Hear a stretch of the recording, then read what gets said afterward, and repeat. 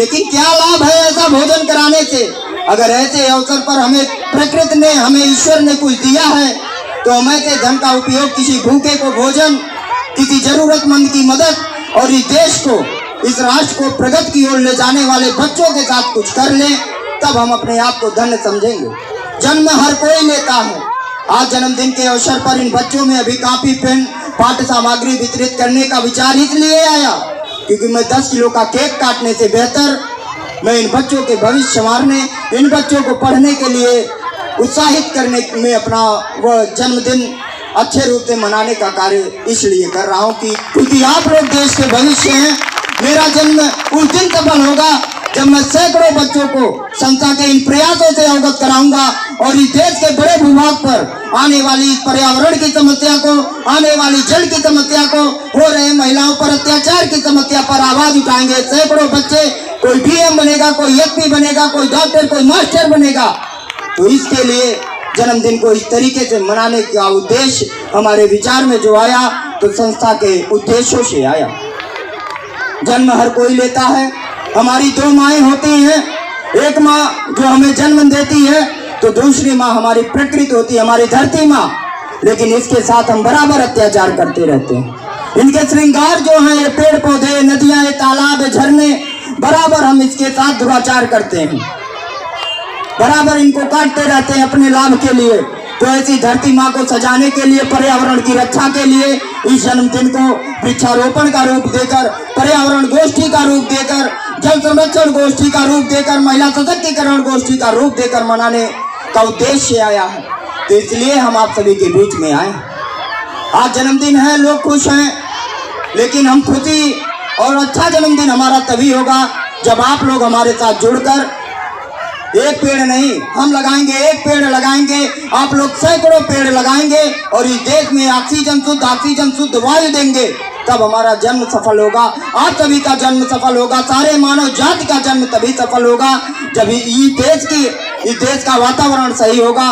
जीव जंतु खुशी रहेंगे, वह चाहे पशु हो, पक्षी हो, मानव हो, हर किसी को ऑक्सीजन की जरूरत होती है।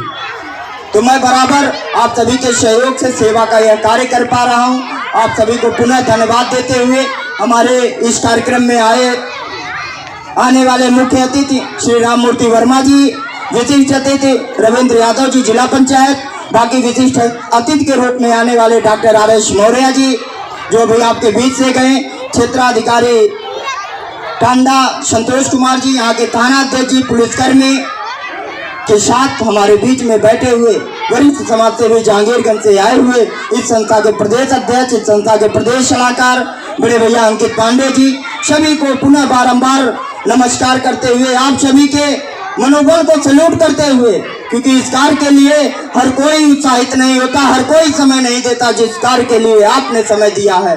तो आप सभी को सच्चे मन से सैल्यूट करते हुए अपनी बातों को विराम कर देने से पहले पुनः इस जन्मदिन के अवसर पर हमारा जन्मदिन है, आप लोगों का जो प्यार, इस संस्था का जो प्यार, इस संस्था का जो बैनर हमें प्राप्त हुआ है, ऐसे इसके लिए मैं संस्था की टीम को, खास तौर पे इस बचकारी ब्लॉक की टीम को बहुत बहुत धन्यवाद देते हुए अपनी वाणी को विराम देता हूँ। बहुत बहुत धन्यवाद साथियों, बहुत बहुत धन्यवाद। बेटियों को बचाना हमारा सबसे बड़ा काम है, बेटियों को पढ़ाना सबसे बड़ा काम है। बेटियों के लिए हम बड़ा परहेज करते हैं, बेटों को तो बहुत आसमान पे करते हैं। जब बेटों को हम खिलाते हैं, गांव में हमने देखा है, तो जब बेटों को खिलाते हैं तो कहेंगे ये बेटा डीएम बनवा, कमिश्नर बनवा, और जब बेटियों को खिलाते समय कहते हैं ये बिटिया मोगू। एक सबसे बड़ा वो है, ये नहीं होना चाहिए बेटियों के लिए। और दूसरी चीज ये है कि हमारे समाज में सबसे बड़ी जो चीज है, समाज को पीछे ले जाने वाली शिक्षा, अशिक्षा और अंधविश्वास।